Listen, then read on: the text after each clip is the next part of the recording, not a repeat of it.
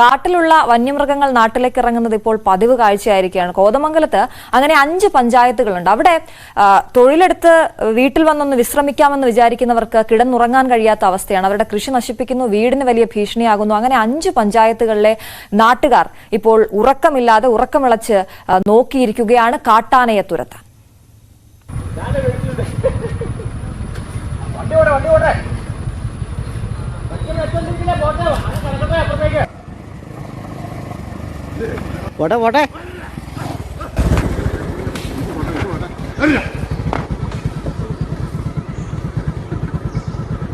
കോതമംഗലം താലൂക്കിലെ കുട്ടമ്പുഴ, കോട്ടപ്പടി, കീരമ്പാറ, കവളങ്ങാട്, പിണ്ടിമന്ന പഞ്ചായത്തുകളിലെ 100 കണക്കിന് കുടുംബങ്ങളാണ് കാട്ടാനകളെ കൊണ്ട് ദുരിതം നേരിടുന്നത്.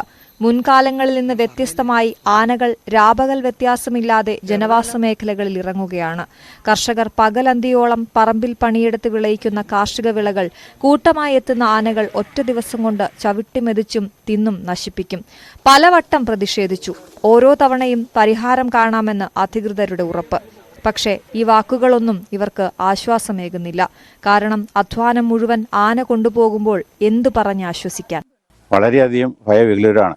ഈ കഴിഞ്ഞ ആഴ്ച തന്നെയാണ് കുന്നേക്കാട് ജംഗ്ഷനോട് ചേർന്ന് 2 പ്രാവശ്യം ആനകളെ കാണാനായിട്ട് സാധിച്ചു.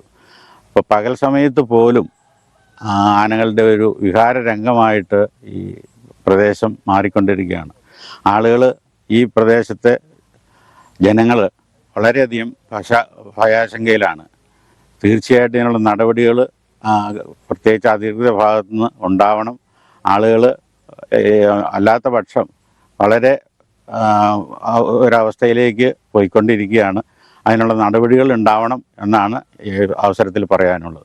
വനാതിർത്തികളിൽ മാത്രം എത്തിയിരുന്ന കാട്ടാനകൾ സമീപകാലത്തായി കിലോമീറ്ററുകൾ സഞ്ചരിച്ച് ടൗൺ മേഖലയിലും എത്തുന്നു. കാട്ടാനകൾ പുതിയ മേച്ചിൽപ്പുറങ്ങൾ തേടിയിറങ്ങുമ്പോൾ അപ്രതീക്ഷിതമായി നേരിടേണ്ടി വരുന്ന ദുരിതങ്ങൾക്ക് മുന്നിൽ പകച്ചു നിൽക്കുകയാണ് മലയോര ജനത. പകൽ കൂലിപ്പണി ചെയ്ത് തളർന്ന് വീട്ടിലെത്തിയാൽ രാത്രി ഉറക്കം കളഞ്ഞ് ആനയെ തുരത്താനിരിക്കണം. ജോലിക്ക് പോകാനോ കുട്ടികളെ സ്കൂളിലേക്ക് അയക്കാനോ ഭയമാണിവർക്ക്. കഴിഞ്ഞ ദിവസം ആന വന്നിട്ട് ഞങ്ങളുടെ വീടിൻ്റെ തൊട്ട അയൽവക്കത്തുള്ള തെങ്ങ്, വാഴ എല്ലാം നശിപ്പിച്ചു. ഞങ്ങൾക്ക് ഇവിടെ ജീവിക്കാൻ വളരെ ബുദ്ധിമുട്ടാണ്.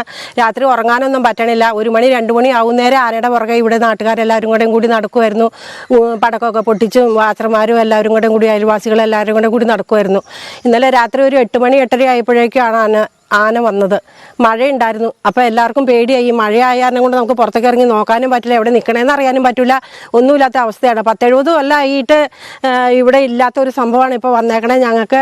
അതുകൊണ്ട് കുഞ്ഞു കുട്ടികളും ഒക്കെ ഉണ്ട്. സ്കൂളിൽ വിടാനും നഴ്സറിയിൽ വിടാനും ഒക്കെ ബുദ്ധിമുട്ടുള്ള സമയമാണ്. ഒരു വശം ഞങ്ങൾക്ക് വെള്ളവും ബാക്കി അപ്പടിയും ഫോറസ്റ്റ് ഏരിയ ആണ്. അത് കാരണം ഞങ്ങൾക്ക് ഒന്ന് അങ്ങോട്ടോ ഇങ്ങോട്ടോ മാറാൻ പോലും കൂടെ ഞങ്ങൾക്ക് സാധിക്കൂല. 2-3 ദിവസം ഇന്നലെയൊക്കെ രാത്രി ഞങ്ങൾ ആരും ഉറങ്ങിയിട്ട് പോലുമില്ല. ചെറിയ പിള്ളേരും എല്ലാം ഞങ്ങളുടെ വീടുകളിലുള്ളതാ. വീട്ടിലുള്ള ഒരു മോനുള്ള അവനും ഒറ്റയാണ് ഇന്നലെ രാത്രി ഒന്നും ഉറങ്ങിയില്ല. എല്ലാവരും കൂടെ പോയി. എനിക്കൊക്കെ എപ്പോഴും ഉറക്കം വരും. ഉറങ്ങാതിരുന്നിട്ടും അല്ല. ഇത് തന്നെ ചെയ്യേണ്ടത് ഞങ്ങൾ ഈ പാവപ്പെട്ടവരവിടെ കിടക്കണേ എല്ലാവരും. പിന്നെ എല്ലാവരും ചെറിയ പിള്ളേർ സ്കൂളിൽ പോണവരാ. അവരെങ്ങനെ സ്കൂളിൽ പോകണേ, എങ്ങനെ പണി നിർത്തിയിട്ട് വരണത് 8-9 മണിയൊക്കെ ആകുമ്പോഴാണ് വരണത്. അവരെങ്ങനെ ഇത് ഈ റോഡ് നടന്നു വരും? ഞങ്ങളും എങ്ങനെ എവിടെയെങ്കിലും പോവുകയാണെങ്കിൽ എങ്ങനെ പോകണത്?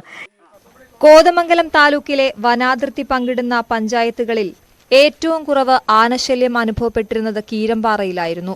എന്നാൽ 16ഓളം ആനകളാണ് പഞ്ചായത്ത് വനാതിർത്തികളിൽ തമ്പടിച്ചത്.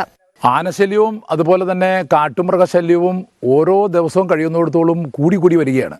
അതിന് നടപടികൾ സ്വീകരിച്ചാലും പക്ഷെ പറഞ്ഞിട്ട് കാര്യമില്ല. ആനകൾ എവിടെ നിന്നെന്ന് അറിയാൻ പാടില്ല. കൂട്ടമായിട്ട് ആനകൾ എല്ലാ ദിവസവും നമ്മുടെ ഈ കീരമ്പാറ പഞ്ചായത്തിൻ്റെ വിവിധ മേഖലകളിൽ പുഴ കടന്ന് എല്ലാ ദിവസവും തന്നെ കൂട്ടത്തോടുകൂടി ആനകൾ കടന്നു വരിക. ഈ ആനകൾ അവസാനം വന്ന് ഇപ്പോൾ പ്രശ്നം സംഭവിച്ചിരിക്കുന്നത് ഇവിടെ നാട്ടുകാർക്ക് രാത്രി ഉറങ്ങാൻ സാധിക്കുന്നില്ല.